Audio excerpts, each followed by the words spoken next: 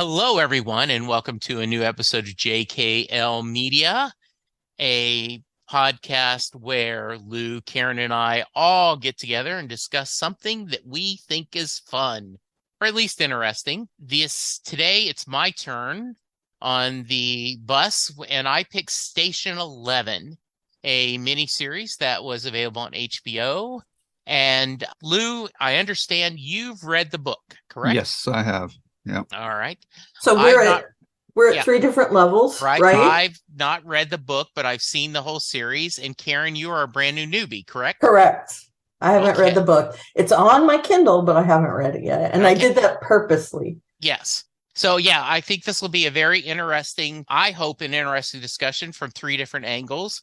I will tell you to start out with, Station 11 to me was like one of those visual brain teasers where is it an old woman or a beautiful young woman? Mm-hmm. And once you see one thing, it's hard to see the other. Mm. This was a mosaic series that 6 or 7 episodes into, I actually went on Twitter and I said, why the hell am I watching this? I don't get this series.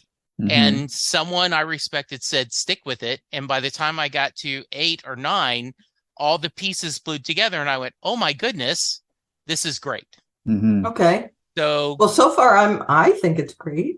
Good. And I'm only 2 episodes in. All right. So we're going to cover the first 2 episodes in this discussion. Wheel of Fire, after renowned actor Arthur Leander tragically collapses on stage. Siobhan Chandhari and young Kristen Raymond have a chance meeting and soon face an important decision that could save their lives. So, Karen, since you have no background with either the book or the series, what were your initial thoughts on this episode? Well, for one thing, I adore the woman playing Kirsten. I'm assuming it's Raymond. Yeah. I think that's how they say it. The young Kristen? No, the older Kristen. Okay, yes. Mackenzie the one Davis. With the traveling. Yeah. Yes. Yeah. She was in the Halt and Catch Fire. Yes. Terminator. Yeah. She was amazing in Halt and Catch Fire.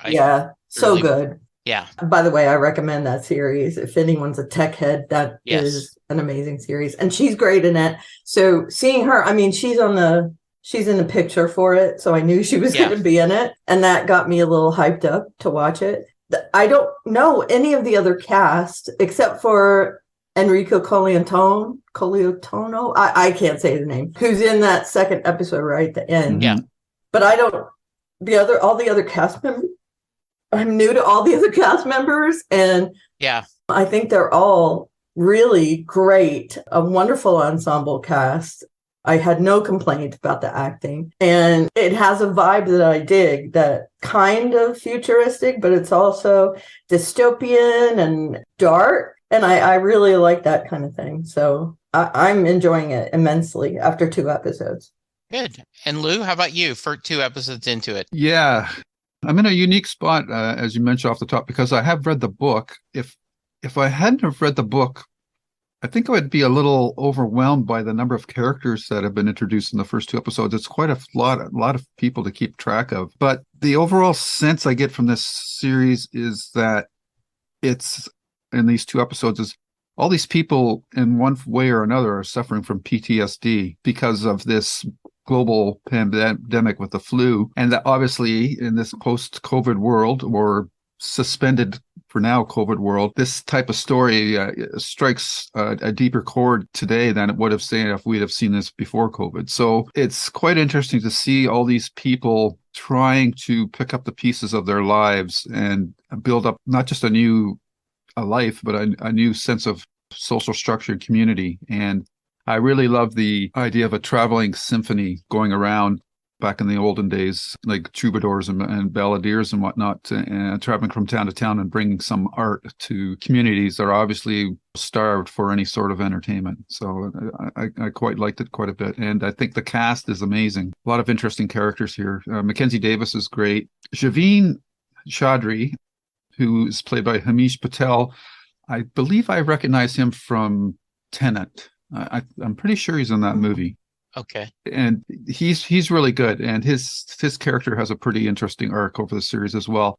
And this is one of those stories where it's going to time jump between before and after the pandemic as well. So you're going to get like the mosaic that I think you mentioned, Jesse, off the top, that's going to fill in gaps down the road. And the character that showed up in the second episode, he's a favorite of mine. He obviously, I know him best from the father on Veronica Mars. So yeah, and just the mention of the museum just gives me a real chill. I'm just really looking forward to those scenes. So yeah, I know him from Person of Interest more than anything else. He was really good in that. Yes, I loved him in Veronica Mars as Dad, and then in Person of Interest, actually playing the villain.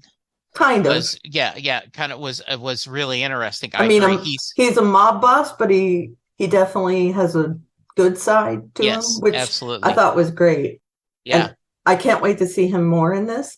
Yes. And I forgot to mention Lori Petty. I do know who Lori Petty is, who plays the conductor of the traveling circus. I really loved her. I was going to mention her too. I think she's really good in this. And so before we get to the Traveling Symphony, the first episode, as I watched it a couple of times, the main story is young Kristen is left abandoned after this famous actor dies on stage. And the idea, this Arthur Linder is a huge actor. You don't get that at first, but like this is a Tom Cruise, or pick whoever you want as this, doing Shakespeare on Broadway, and dies on stage. There's chaos. This little girl has no one to take her home. And at the same time, our hero, Javan, gets a call from his sister saying, it's bad. This flu they're talking about is bad. Get somewhere and be safe.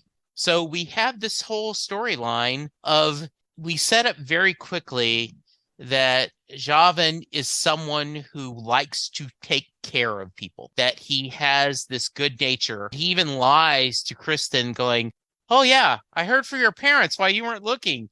You're supposed to go home with me. And so let's talk a little bit about that.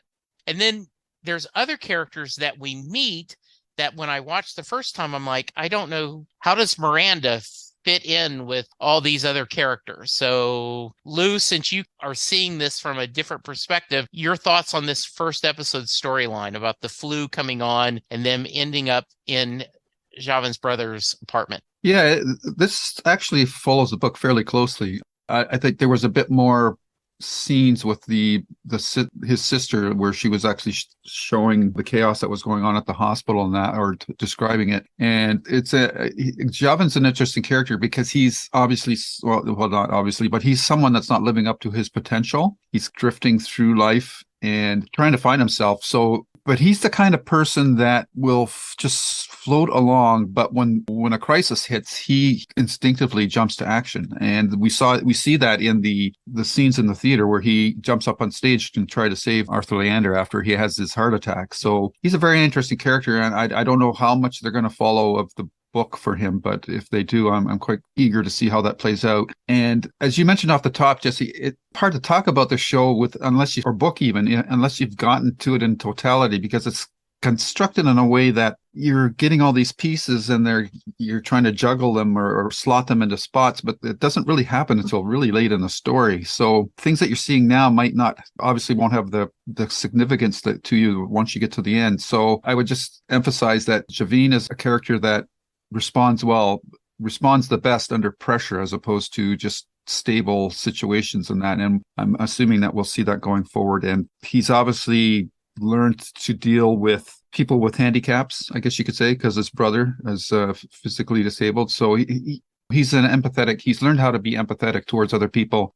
And that plays well because the young Kirsten loses her parents, and she gets that terrible text on the phone that's saying that the person of this owner of this phone is passed away and don't come here. So probably one of the most cold yet heartbreaking moments in the first two episodes that you'll see. So yeah, I'm really rambling, but it's hard. No. I actually do. I'm right there with you. That's why I set this up to beginning with that I was confused. Mm-hmm. And so I'm really happy to hear that Karen is like, no, I'm okay with it. I'm patient. I figured they're going to fill in the slots. I do think it's interesting that he rushes on stage and like, well, are you a paramedic? No. Do you know CPR? No. Mm-hmm. Have you had no? Just like, okay, what were you planning to do? But he couldn't just sit there doing nothing. Right. Karen, thoughts? I think that was his way of getting attention for it, that no one was going to do anything about it. So he said, okay, this dude's having a heart attack. Somebody needs to come up here with me. I got that vibe from it. And again, I think that sets up the fact that he has this sympathy/empathy towards things that happen. He sees it happening and he has to rush to action, even if it's reluctantly, which that happens throughout that first episode. He's the reluctant hero. He isn't sure whether to, quote unquote, as he calls it, kidnap Kirsten. I think it's called kidnapping if I don't let you have a choice. Yeah. And he just decides at every little roadblock that she runs into that, okay, I can't let this go by. I have to help her. And I love that. I also love that we see these little flashes of him in the past, like day 4, day 5, whatever, where we see him trying to get her somewhere. I don't know where yet. And she has to walk across Lake Michigan or Lake Erie or whichever lake it is. I'm sorry, I forgot. And I really like his character, but I think maybe I have an advantage that I didn't read the book, because even though I can tell that this is going to fit together like a puzzle later, I'm very patient about it. I don't have that in my head that, oh, well, where does this fit in? I have, hey, they're telling me a story. And I'm super patient when it comes to stuff like that. So I'm good with it. I may think it's slow when we get a few more episodes in, but I like to see where it's going. I like that there are characters in it that maybe I'm not expecting to have some sort of impact in the future. I like that. I like looking forward to it. Like Clark and Robert. What the heck was that? He's telling people about Arthur dying, and he's literally in one scene. I have no idea where he fits in. So I loved seeing that and being kind of confused by it. I don't know. I thought it was cool. I liked all the characters. I liked seeing where they are. And I really liked Javon as a character. And his sister, Sia, played by Vicky from The Good Place, which she's terrible. She's a terrible demon in The Good Place. So seeing her as a nurse in this was funny for me. Yeah, I love The Good Place. And I just think everyone in The Good Place is amazing. Right. So, yes, I was glad to see her. And real Eleanor. Yeah, exactly. Perfect. So I ended the first episode and I'm like, wow, they're doing a lot of time jumping. And I've left a lot of questions like, why are they leaving the apartment? It's been very long. And what do we go? And then how do they get separated? And all of a sudden we end up seeing the adult Kristen. And why is this comic book so important? Right. Like that's something really good. And they do communicate it's important in the fact that it's the name. Yes. Of the series / book. Yeah. So I assume that has huge repercussions down the line. And the fact that Mr. Drifter dude with the crutches can quote lines from it.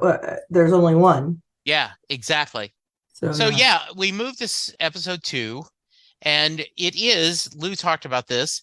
There is a traveling Shakespearean troupe that they travel the wheel, so they have the same circuit, and similar to like before there was DVRs, before there were DVD players, before there were VHS players. Once a year, you knew you were going to get Charlie Brown Christmas. You were going to get The Wizard of Oz, and so you're excited because we're going to make popcorn and we're going to build a tent. And then my older brother, which is what my Linda talks about, always say we're going to watch The Wizard of Oz together. He would make them popcorn. They would build a tent in the living room. And then when their tornado comes, he would tear up the tent. Awesome.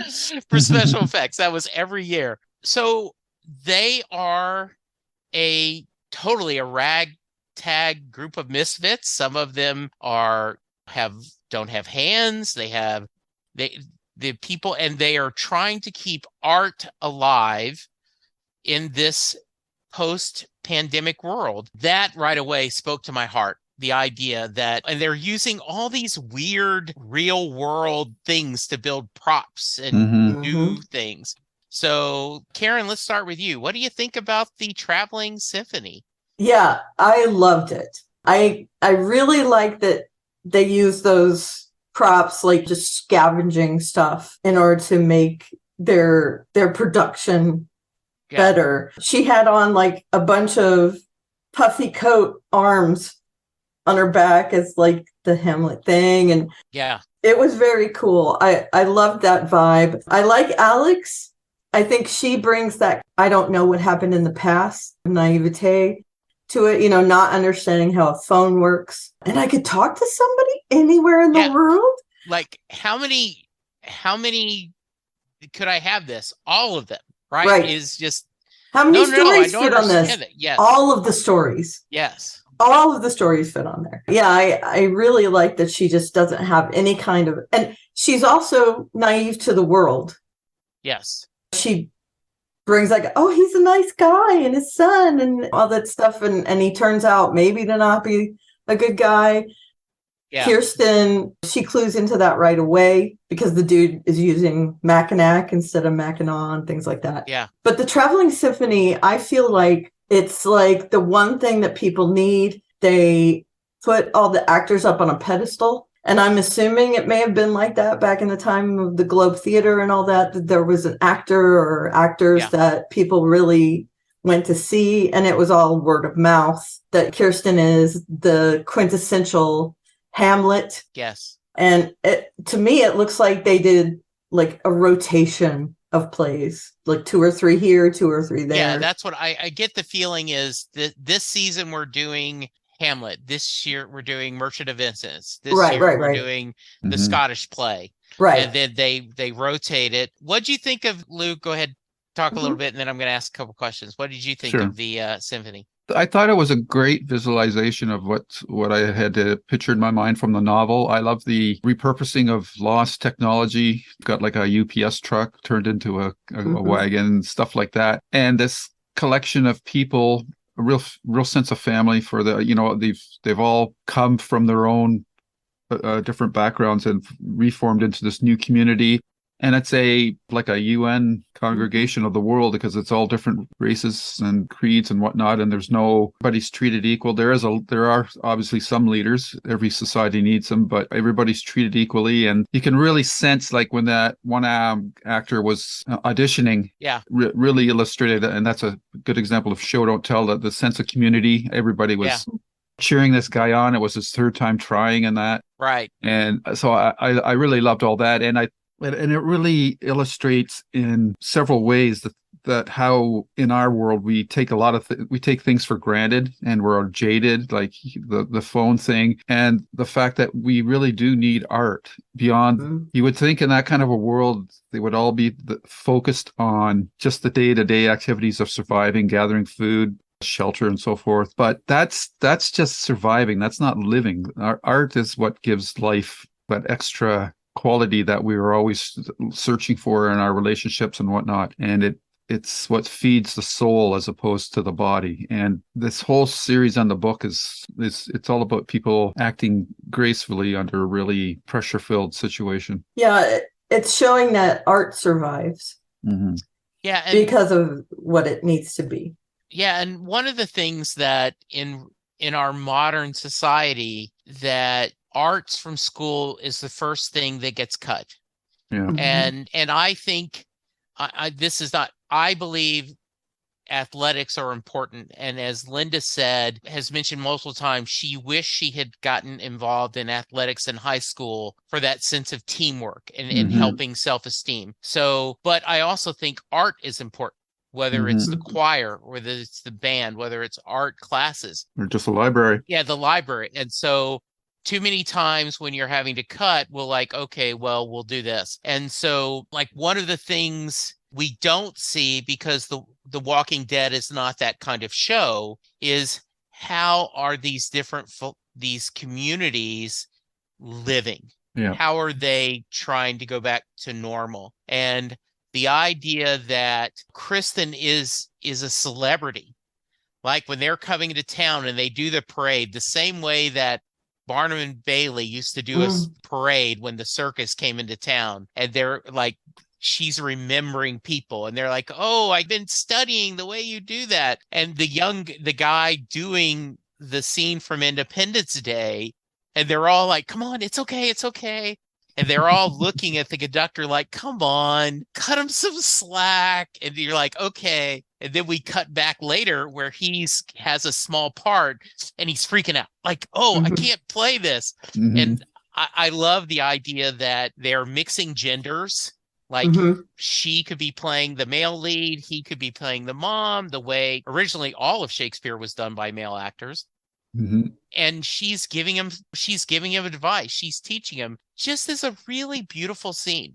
And I think says a message that we are more than just survival. And I love how you put it, Lou. That's surviving, not living. And it's really beautifully done. Yeah, there's the show is probably going to be full with these many small little moments. Like if you want to watch a show that's like The Walking Dead or whatever, that's full of action and whatnot, this is not the show for you. This is a much more quiet, gentle, fragile type of show. I mean, there's like little scenes like with Yavin in the grocery store talking to the clerk, and the clerk is saying, like, do you think I should stay? And he says, oh, you should go home. You should go home. Like that's just those little things. And then as you see him outside the store with the young Kirsten pushing all those grocery carts, and then you see that grocery clerk walking away.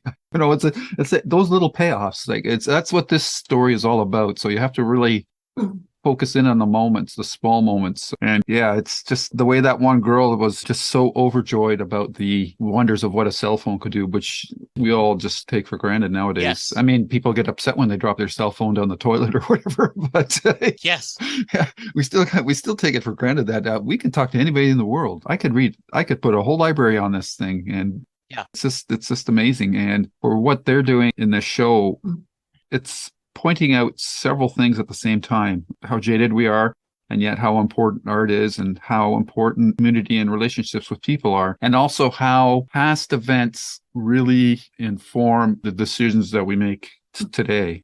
You can't escape your past, and sometimes it's for the better and sometimes it's for the worse. The second episode is A Hawk from a Handsaw, which is from Hamlet. I do think it's interesting that they just do Shakespeare, right? The idea, and people are enjoying it. They're ready to see anything. And it's a beautiful scene where they're at night and they have the torches to light, and they're just their voice projecting, and the audience is just staring, captivated by this performance. We end with a little bit of shakiness. Kristen doesn't trust this guy that's shown up.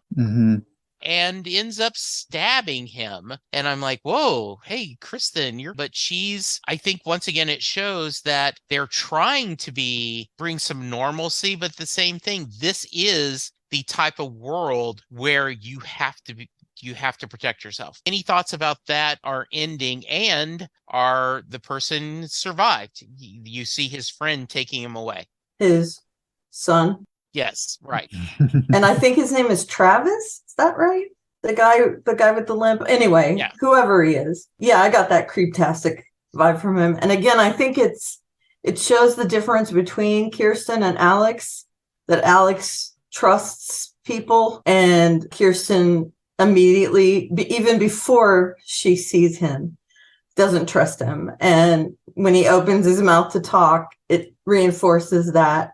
And she realizes that this guy is dangerous, but I got to play into it because otherwise bad things could happen. We're out in the woods. Yes. Let's wait until we get back to everyone else. I think she is world weary. I think she definitely has PTSD because everyone around her has left her. from a very young age. Everyone around her has died. Yes. I'm assuming that's the case with Siobhan and Frank and her brother and all that. Right. So yeah, I love her character. I love that whole interaction she has with him on the shore. It looks like a beachy thing on the shore of the lake. And the fact that she has told him now, look, I get who you are. You're not this guy. This isn't your son. You didn't lose your wife, whatever the whole thing is. Yeah. And I'm not going to let it stand. And I was surprised that the dude survived, to be honest, because same here. Yeah, because it really looked like he was dead. But that whole, dun, dun, dun, he's not laying there anymore. And then he gets wheeled away by his quote unquote son. Mm-hmm. And where did that wheelchair come from? But hey, whatever. Yeah. That was a medical encampment though. St. Deborah. Yeah. They were like all midwives and doulas and stuff. So they might have a wheelchair. But Mm-hmm. And what were they doing back on the dock? He took the guy away to the dock and then he takes him away from the dock. So yeah, that was puzzling, but yeah. Yeah, I agree. I think it's off to a great start. I had a lot of these same questions, and luckily I was able to binge this.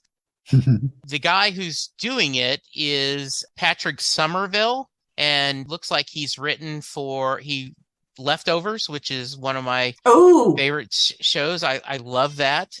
Yeah. And so that's good. Mm-hmm. Any final thoughts? I know there's a lot to discuss, but we only can go so far, as Lou said, right? Because we're getting little bits of stories. Anything else? I guess the museum, we get Veronica Mars's dad's saying, hey, we'd like you to perform. And they're like, Doug, we do a wheel. This is it. Mm-hmm. We don't, hey, dude, if you're not on this old wooden wheel, we don't do other performances. So right. I thought, you can come to us. Right. Yeah. Was kind of her vibe from me. And I would think, honestly, that would be the kind of place they'd want to take onto their wheel. Yeah. But I can see where Sarah doesn't trust going away from these communities she's already visited. And, it would disrupt their schedule, I'm assuming, as well, to take another detour. Yeah. Mm-hmm. I also want to mention Charlie, who was the pregnant woman. Yes. Mm-hmm.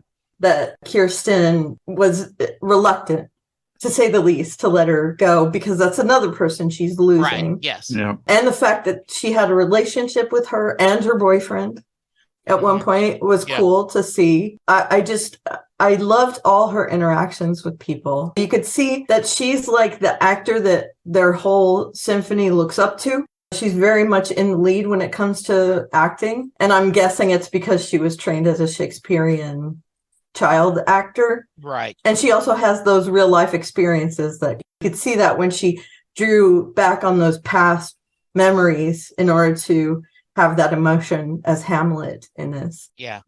So yeah, I dug that. And I really think it was touching that she was gutted that Charlie would stay in St. Deborah. Yeah. The idea of like, why would you want anything else? This is our family. This is what we're doing. And the idea that, no, this served its purpose. And now then we want to build a place for our child. And so, yeah, I thought that was a great sign and very insightful. Karen, she just keeps losing people.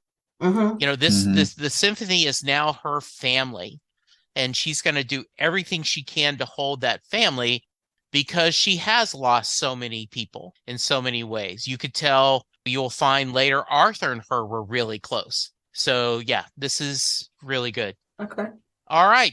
Cool. We'll be back next week, or probably we're going to dump all these at times. So once you release this, you can finish this and go straight to, we will talk episode 3 and 4. Any final thoughts before we get out of here? I just love, again, one of those small moments, but I just love it when Enrico Colaianti's character gives him the invitation, and he says, it's an invitation. And he's like all so proud of him. They're like, I'm so giddy about this invitation. It's just like it's just such a small moment, but it's just really warmed my heart when he did that. Yeah, that little handwritten note on a napkin or whatever. Yeah. And he almost seems very uncomfortable interacting with someone, and he's all very unsure. Yeah. And so, yeah, that's great. Yeah, a little on the stiff side, but also super excited. Yeah. Mm-hmm. Yeah. Yeah, that was a good socially nuance, awkward. I guess. Yes, right. Very socially awkward. Yeah. Yes. Also, I wanted to mention Saint Deborah. In the show, Saint Deborah is someone that helped birth babies after the pandemic. Oh, okay. But there is an actual Saint Deborah from Catholicism, and she is the patron saint of bees. Oh, okay. Interesting. I have no idea whether that ties in or anything, but I looked it up because I wanted to know what the significance of Saint Deborah is. Mm-hmm. I like that. And patron saint of bees and beekeepers, so I hate her because I am allergic to bees. All right. Very nice. All right. If someone wants to reach you, how can they, Lou? You can find us at Lou's Reviews, where you'll find these episodes under the JKL Media playlist, as well as our Babylon 5 Stephen King and Writer podcast. And on Twitter, you can find me at Lou W. Sitzma, SYTSMA, or at S King Podcast. Very nice. And Karen? I'm at Oliveria on the Twitter machine and other places. Please find me there. There's a link to my blog in my bio, and you can visit there. And I am at Jesse Jackson DFW on Twitter for now. And please follow us. If you could, go to JKL Media on iTunes, leave us a review, and rate us 5 stars. Give us some love. We will talk to you soon. Be careful, be safe, and be kind. Talk to you soon. Bye. Bye. Bye-bye. And see. The proceeding has been a JKL Media production.